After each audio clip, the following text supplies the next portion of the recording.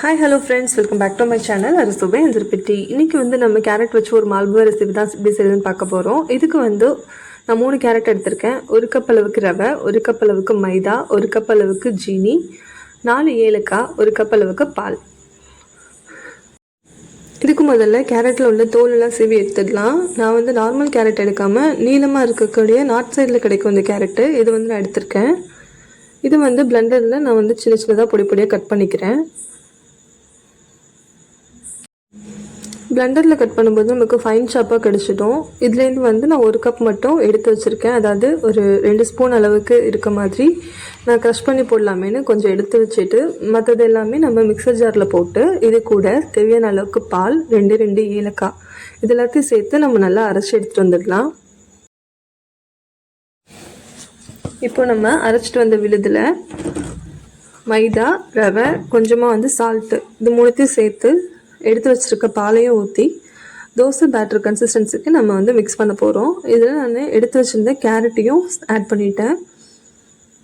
இப்போ இது எல்லாத்தையும் நல்லா மிக்ஸ் பண்ணிவிட்டு நான் கொஞ்சமாக ஃபுட் கலர் ஆரஞ்சு கலருக்காக ஆட் பண்ணுறேன். இது ஆப்ஷனல் தான், உங்களுக்கு வேணும்னு ஆட் பண்ணிக்கோங்க. இப்போ பேட்டர் நல்லா ரெடி ஆகிடுச்சு. இதை ஆயில் ஹீட் பண்ணிவிட்டு ஒவ்வொரு கரண்டையும் நம்ம போட்டு அப்போ சுடுற மாதிரி நம்ம திருப்பி எடுத்துட வேண்டியதான். லோ ஃப்ளேமில் வச்சு நம்ம எல்லா மால்புவாவையும் ரெடி பண்ணி எடுத்துட வேண்டியதான். இப்போ நம்ம எல்லா மால்புவாவையும் லோ ஃப்ளேமில் வச்சு இந்த மாதிரி பொரிச்சு எடுத்துடலாம்.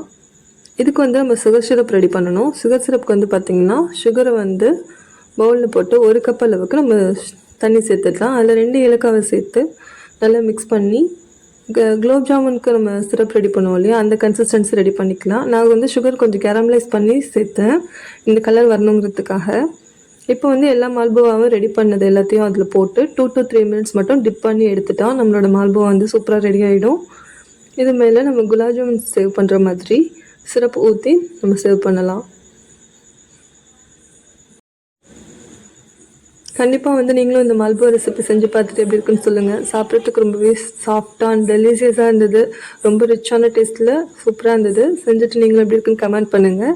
இந்த வீடியோ பிடிச்சிருந்துச்சுன்னா லைக் பண்ணுங்கள், ஷேர் பண்ணுங்கள், கமெண்ட் பண்ணுங்கள். மறக்காமல் சேனலை சப்ஸ்கிரைப் பண்ணுங்கள். தேங்க்ஸ் ஃபார் வாட்சிங்.